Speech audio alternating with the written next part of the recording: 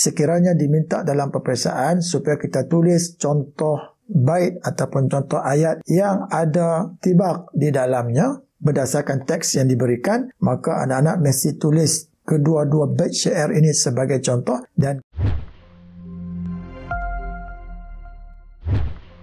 Assalamualaikum warahmatullahi wabarakatuh. Bismillah walhamdulillah wassalatu wassalam ala rasulillah. Ahlan wa sahlan fi darsina al-yawm wa ma'akum al-ustaz Taufiq Ismail. Insyaallah al-yawm abna'i at-tullab wa banat at-talibat al-mushahidun sanatakallamu an al-afkar al-ra'isah wa as-suwar al-balaghiyah lisya'ri al-hadith li Abil Qasim Asy-Syabi. Baiklah anak-anak, jom kita mulakan yang pertama terlebih dahulu, iaitu Al-Afkar Ar-Ra'isah, isi-isi utama yang ada dalam syair Abil Qasim Asy-Syabi.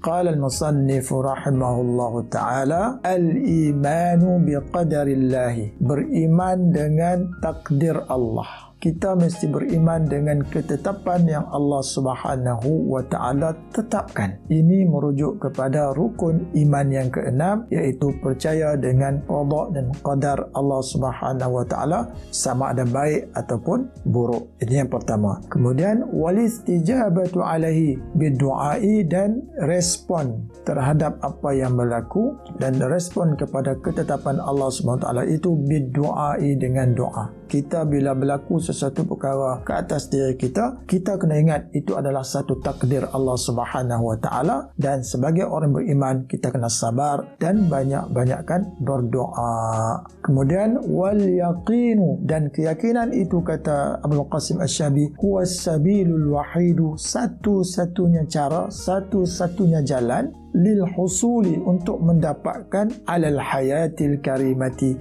kehidupan yang mulia. Kita kena yakin dengan ketetapan Allah SWT, itulah satu-satunya jalan untuk kita mendapat kehidupan yang mulia di sisi Allah Subhanahu wa Ta'ala. Ini isi yang pertama. Yang kedua anak-anak, innal isti'mara wal ubudiyyata wal ihtilala, sesungguhnya penjajahan, perhambaan dan menekan orang itu satazulu, akan sirna, akan hilang. Yauman ma, pada suatu hari nanti. Jadi apa jua keperitan hidup anak-anak ya, diberitahu oleh penyair kita, akan hilang pada suatu hari nanti. Wa dzalika laisa minal amril mustahili, dan demikian itu bukanlah perkara yang mustahil untuk berlaku. Jadi kata penyair anak-anak, segala keperitan hidup, segala tekanan hidup, insya-Allah satu hari nanti akan hilang, akan sirna. Kita akan nampak cahaya di hujung terowong insya-Allah, dan perkara itu bukan perkara yang mustahil. Ini yang kedua.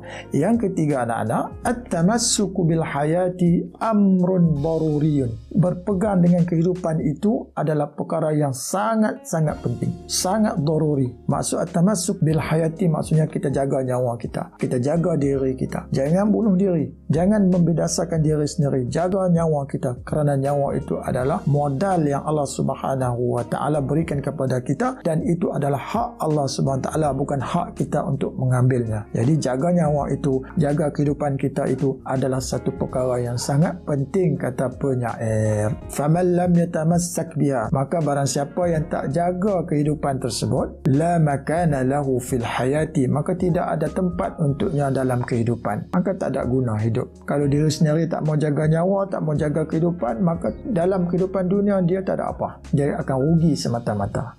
Ini yang ketiga. Dan yang keempat anak-anak, kullul makhluqati, semua makhluk, semua kehidupan di atas muka dunia ini, tatamanna an ta'isha, nak hidup hayatan sa'idatan, dengan kehidupan yang bahagia, kehidupan yang baik. Semua orang nak hidup bahagia. Kama yatamannahu syairu, begitu jugalah yang didambakan oleh penyair Abul Qasim Asy-Syabi. Beliau juga nak hidup dalam keadaan bahagia. Wasya'bul azimu, dan rakyat yang baik, rakyat yang berjaya, rakyat yang agung, rakyat yang berkualiti itu, nala azamatahu, mencapai keagungannya, mencapai kualiti tersebut, bil kifahi, dengan berjuang, wal azimati, dan keazaman yang kuat. Al-insanu alladhi la yuhibbul majda wal karam, manusia yang tidak sukakan kebaikan dan kemuliaan, wala yas'a ilaihi, dan tidak berusaha untuk mencapainya, sayakunu masiruhu abatan wa lahwa, pengakhirannya akan menjadi sia-sia belaka.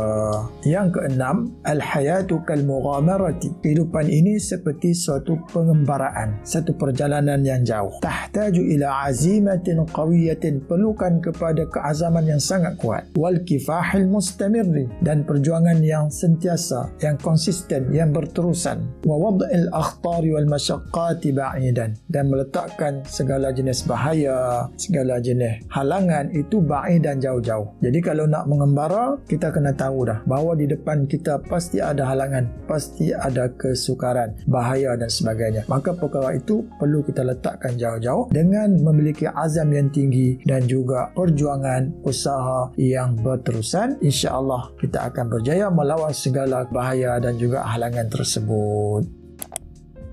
Baiklah anak-anak, as-suwar al-balaghiyah, bentuk-bentuk balaghah ataupun contoh-contoh balaghah yang ada di dalam syair Abil Qasim Asy-Syabi. Kita ada 4 contoh balaghah yang digunakan di dalam syair beliau. Yang pertama, al-isti'arah. Terdapat dalam syair Abil Qasim Asy-Syabi contoh al-isti'arah al-makniyah. Dekat mana tu? Iaitu dekat bait wa man lam yu'aniqhu syauqul hayati, dan barang siapa yang tak pernah dipeluk dengan kerinduan hidup. Maksudnya dalam hidup dia tak pernah rasa rindu dalam diri dia. Jadi ayat ni adalah isti'arah makniyah. Syubbiha syauqul hayati bil insani alladhi yu'aniq, disamakan, ditashbihkan rindu kehidupan itu dengan manusia yang memeluk.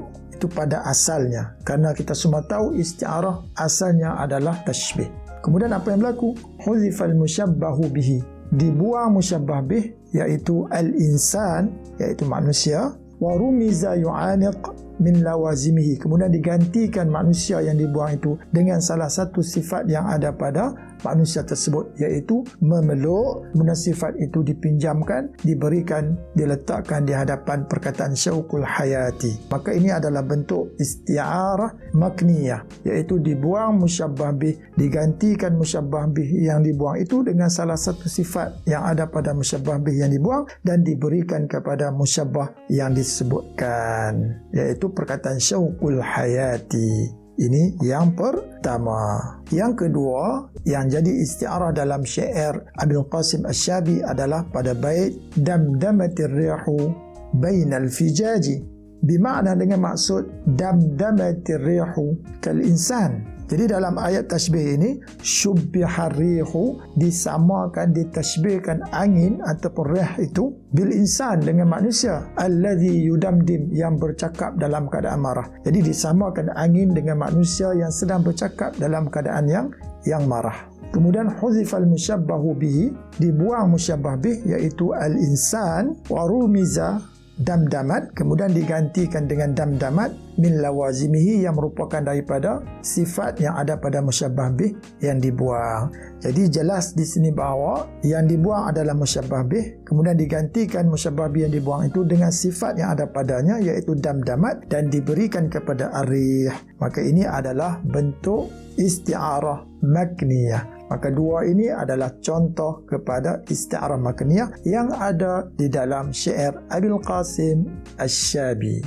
Boleh anak-anak? Alhamdulillah. Yang kedua, kita ada at-tibaq, iaitu pada bait wa fawqal jibali wa tahta syajari. Di sini ada dua perkataan, iaitu perkataan fawqa dan juga perkataan tahta. Fawqa, tahta. Fawqa itu adalah atas, tahta itu adalah bawah. Jadi ada perkataan yang berlawan dalam satu ayat tersebut. Maka ini adalah tibaq. Maka ini adalah tibaq.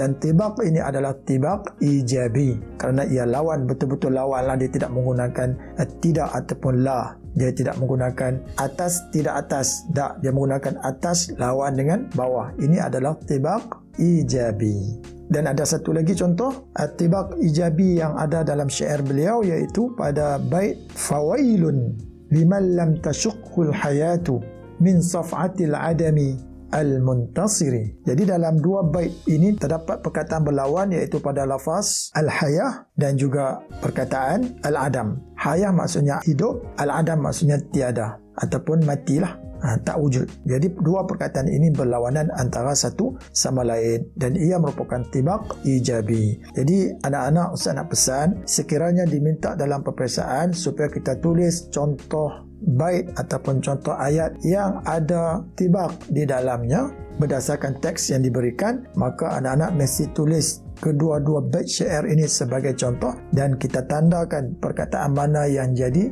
tibaq tersebut. Itu komplit jawapan kita. Kalau kita hanya tulis al-hayatu dengan al-adamu, di sini ada khilaf lah. Ada yang mengatakan tidak mendapat markah, ada yang mengatakan dapat markah. Jadi al-khuruju minal khilafi mustahabun. Keluar daripada khilaf itu adalah digalakkan. Maka kita keluar daripada khilaf, kita tulis semua sekali. Dan kita tak perlu hafal kerana ayat ataupun petikan syair ini telah ditulis di dalam kertas peperiksaan. Just kita tulis balik saja dua bait ini dan kita tandakan di manakah tibaq itu wujud. Boleh anak-anak? Alhamdulillah. Yang ketiga, kita ada adrubul khabar. Ustaz selalu sebut bila ditulis adrubul khabar bermaksud al-khabar ataupun uslub khabari. Jadi jawapan anak-anak nanti tulislah al-khabar ataupun uslub khabari. Jadi ada satu contoh uslub khabari di dalam syair Abil Qasim Asy-Syabi, iaitu pada bait idza sya'bu yawman arada al-hayata. Ayat ini ataupun bait ini merupakan uslub khabari jenis ibtidai. Kerana ia tidak memiliki sebarang taukid dan kalam tersebut yahtamilu sidqa wal kadhib, boleh jadi benar, boleh jadi tidak benar. Dan yang terakhir anak-anak, iaitu yang keempat, kita ada al-majaz. Al-majaz iaitu pada bait wala budda lil laili ay yanjali. Perkataan al-lail itu merupakan lil bayan, untuk menjelaskan, untuk menerangkan anil isti'maril muzlim, tentang penjajahan yang memeritkan. Di sini adalah majaz kerana ia merupakan menggunakan perkataan al-lail itu pada bukan makna yang asal lah. Kerana maksud di sini adalah al-isti'mar al-muzlim. Boleh anak-anak? Alhamdulillah. Sebenarnya ini pun boleh masuk dalam kategori isti'arah kerana isti'arah merupakan salah satu komponen majaz. Saya pun tak pasti kenapa diletakkan dalam bahagian al-majaz. Sebab majaz ni adalah tajuk umum, di bawahnya ada isti'arah dan juga majaz mursal. Cuma contoh ayat ini lebih kepada contoh isti'arah. Jadi ala kulli hal, anak-anak jawab saja al-majaz itu pun sudah memadai. Ini yang pertama. Yang kedua, majaz yang ada dalam syair Abil Qasim Asy-Syabi adalah wala budda lil qaidi an yankasir. Perkataan al-qaid adalah majaz lil bayan, untuk menerangkan anil ubudiyyati wal ihtilal, tentang perhambaan dan juga penjajahan. Ini juga majaz kerana perkataan al-qaid tidak digunakan dengan makna yang asal, digunakan dengan makna yang kedua yang tersirat. Ini adalah majaz. Dan yang ketiga anak-anak, kita ada perkataan rakibtul muna. Saya menaiki al-muna.